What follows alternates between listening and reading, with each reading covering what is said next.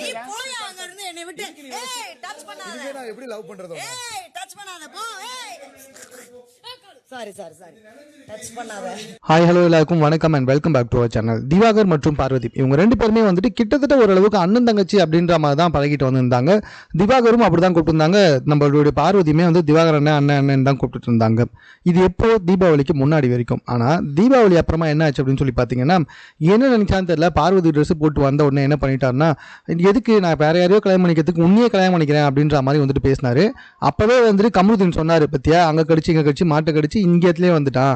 So யார்கிட்டயோ போயிட்டு இப்போ மறுபடியும் பார்வதிக்கிட்டே வந்துட்டாரு. நேற்று வரைக்கும் தங்கச்சின்னு சொல்லிட்டு இருந்தவர் இப்போ திடீர்னு வந்துட்டு கல்யாணம் பண்ணிக்கிறேன்னு சொல்லிட்டாரு அப்படின்ற மாதிரி கமருதீன் அங்கேயே வந்துட்டு சொன்னார்.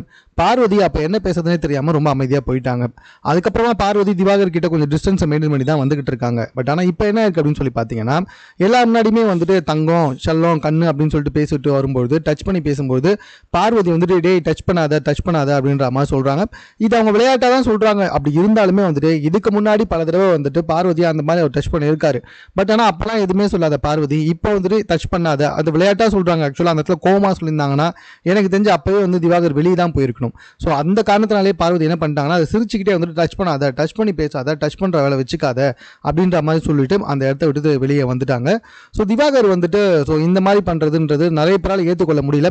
அவர் ஓரளவுக்கு வந்துட்டு கொஞ்சம் கண்டென்ட் தராரு, வந்துட்டு வெள்ளந்தியா நடிக்கிறாரு, இதெல்லாம் ஓகே. பட் ஆனால் வந்துட்டு பெண்களை டச் பண்ணி பேசுறது அப்படின்றது பல பேருக்கு பிடிக்காத ஒரு விஷயம் தான். இப்போ பார்வதியே வந்துட்டு கொஞ்சம் விளையாட்டாவே சொல்லிட்டாங்க, டச் பண்ற வேலை வச்சுக்காதுன்னு சொல்லிட்டு. இன்னும் யாரெல்லாம் சொல்ல போறாங்கன்னு தெரியல. இப்படியே போனால் கண்டிப்பாக திவாகருக்கு ரெட் கார்டு தான் கிடைக்கும்ன்றது டவுட்டே இல்லை. ஸோ இது சம்பந்தமாக உங்க கருத்து என்னன்றதை கமெண்ட்ல தெரியப்படுத்துங்க. மேலும் இது போன்ற செய்திகளை உடனுக்குடன் தெரிந்து கொள்வதற்கு சென்னை சேனலை சப்ஸ்கிரைப் பண்ணுங்க.